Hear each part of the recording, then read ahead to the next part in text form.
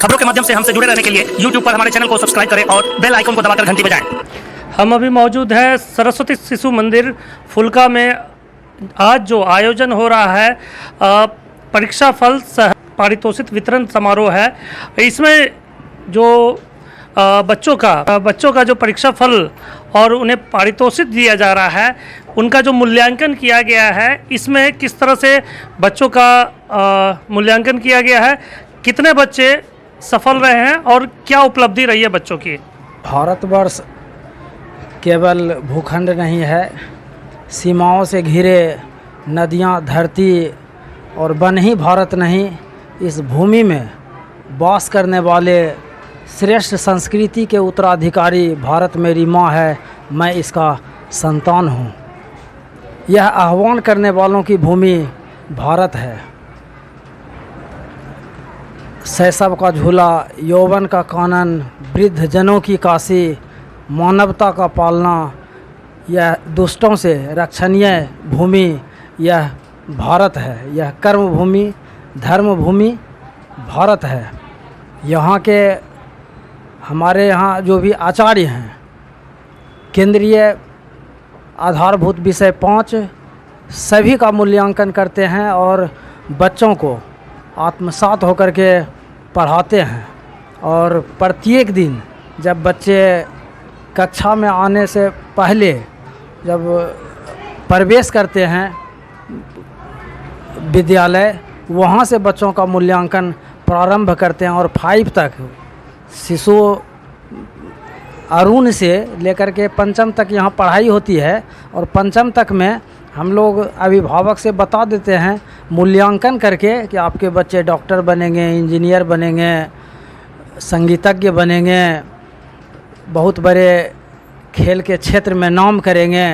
हर क्षेत्र में हम लोग मूल्यांकन करते हैं और धन्यवाद देते हैं हम अपने आचार्य को। 2 वर्ष तक विद्यालय बंद रहा और मात्र 3 महीना 3 दिन तक विद्यालय में पठन पाठन का कार्य हुआ और सभी बच्चे 90+ मार्क्स लाए हैं। मैं पुनः धन्यवाद देता हूं अपने आचार्य बंधु भगनी को। काफ़ी प्रसन्न हूं बच्चों के उत्साह को देख करके। एक तरफ जहां पाश्चात्य संस्कृति भारत में अपना पैर पसारते जा रही है, दूसरी तरफ विद्या भारती के माध्यम से जो हमारी प्राचीन संस्कृति है, हमारी प्राचीन सभ्यता है और जो हमारी मातृभूमि है हिंदी, इसे बनाए रखने की दिशा में जो विद्या भारती का लगातार प्रयास है, उसके एक अंग के रूप में सरस्वती शिशु मंदिर या विद्या मंदिर के जो प्रयास किए जा रहे हैं, उसका कितना असर हमारी सभ्यता और संस्कृति पर देखने को मिल रहा है।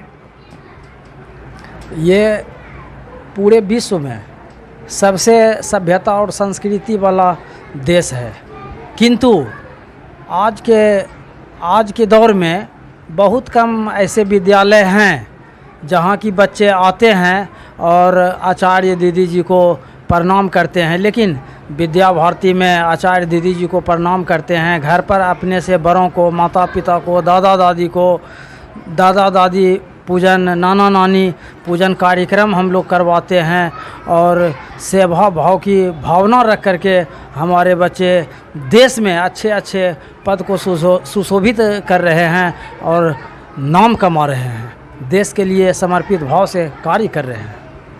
अंग्रेजी मीडियम विद्यालयों के तुलना में हिंदी को जिस तरह से बढ़ावा दिया जा रहा है अपने देश में, चूँकि हमारा देश की मातृभाषा हिंदी है और प्रत्येक देश अपनी मातृभाषा को प्रोत्साहित करता है, जबकि हमारे देश में अंग्रेजी को लेकर जिस तरह से प्रतिस्पर्धा छिड़ी हुई है और हिंदी की जो हिंदी और संस्कृत जिस तरह से विलुप्त होता जा रहा है, आज सरकारी विद्यालयों में भी हिंदी और संस्कृत विषय के शिक्षक बहुत कम नज़र आते हैं, उपलब्धता नहीं नज़र आ रही है। बहुत विद्यालयों में शिक्षक उपलब्ध नहीं है हिंदी और संस्कृत के। वैसे में विद्या भारती का जो प्रयास है कितना असरदार साबित होगा भविष्य में? जहाँ तक अंग्रेजी की बात है और अपने मातृभाषा और संस्कृत की बात है, हमारे विद्यालय में भी, विद्या भारती में भी अंग्रेजी की अच्छी पढ़ाई होती है। हमारे बच्चे 24 घंटे अंग्रेजी बोल सकते हैं, इसमें कोई मत नहीं, लेकिन अंग्रेजी माध्यम से नहीं। हम लोग हिंदी, संस्कृत, देव भाषा संस्कृत है। संस्कृत जो बोलते हैं, जो संस्कृत के जानकार हैं, जीवन का आनंद कुछ और है। तो हम लोग इस सारी चीज़ को रखते हैं, बच्चों को समझाते हैं। अंग्रेजी सीखना ख़राब नहीं है, हम लोग अंग्रेजी सिखाते हैं। हमारे बच्चे अंग्रेजी फराटेदार बोलते हैं, देश दुनिया में है, अंग्रेजी में बात करते हैं। लेकिन हिंदी और संस्कृत का भी महत्व है, सबसे ज़्यादा हिंदी और संस्कृत का महत्व देते हैं। और अभी तो मतलब पूरे देश में नई शिक्षा नीति लागू हो गई है, और जो अपना मतलब लोकल भाषा है उसमें बात करते हुए 8 तक की पढ़ाई होगी। बहुत बहुत धन्यवाद।